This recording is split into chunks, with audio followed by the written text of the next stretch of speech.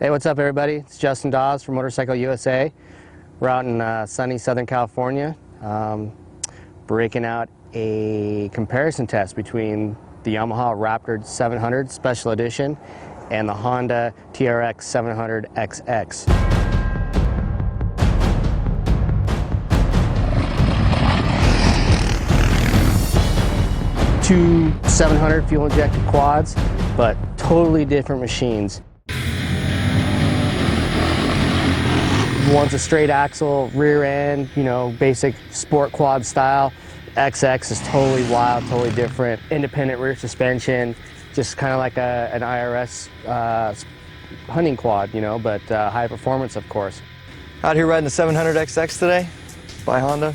Totally different bike from what I'm used to. Used to riding like a 450R, Suspension's good.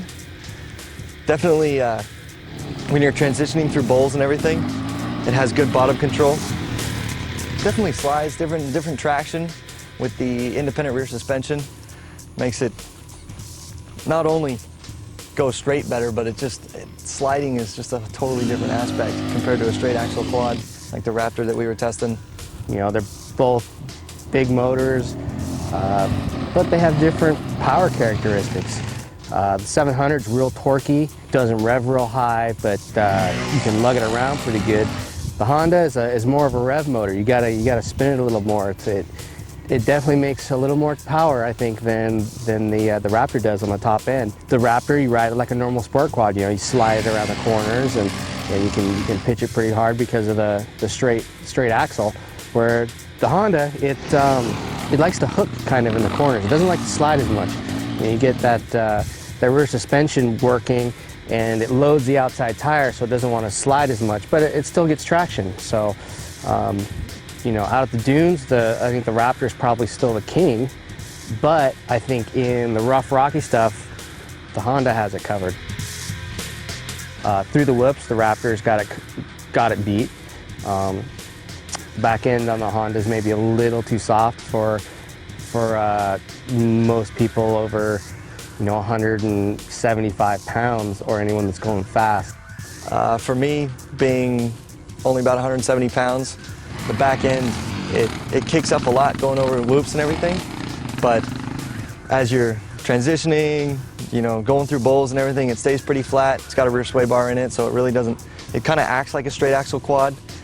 Doesn't exactly, spin out or anything on you. It's, Honda definitely did a good job in controlling that arena. The Raptor Special Edition has got fully adjustable shocks. It's got preload, rebound, and compression dampening, which helps you tune the ride a lot more for what you're doing. The XX, just preload adjustable, so kind of running into a problem with the rear end being soft and then rebounding too fast, but can't really fix the rebound problem because we don't have a rebound adjustment. We can crank up the preload, but then it still just wants to bounce back as fast. So the back of the Honda in the big whoopee stuff kind of tends to kick up. Creature comforts, they're both really comfortable for me. I'm 5'10", but I've got a shorter inseam. Our two test riders are both just over 6 feet.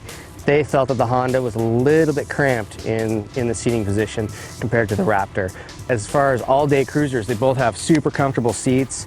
I think if you're in the saddle all day, the XX is probably going to be your choice. It's a little softer. You can sit down through kind of the stutter bumps and stuff a little bit more. You don't have to be standing all the time as much as you do with the Raptor. Overall ergonomics, the handlebars, for me being taller, is set in a good area. Key fob's a little bit in a weird place, and reverse isn't as easy as on the Raptor. Warning lights are all easy to see just in case something goes wrong. It's just a good overall quad. Definitely different from a straight axle. The Raptor's got a little bit more user-friendly things such as a speedo with a trip meter, stuff like that. Honda, just straight warning lights. You've got your trip meter, which kind of helps you gauge your fuel mileage and how much left you have in the tank. They both seem to have pretty good traction with their tires, so they work well in all conditions. We rocked them out in Ocotillo in the rocky, silty sand washes, harder sand stuff, and out here in the dunes, they still work well. it's hard to say right now who's the clear-cut winner. You have to read on in the article to find out, but it's a pretty close battle.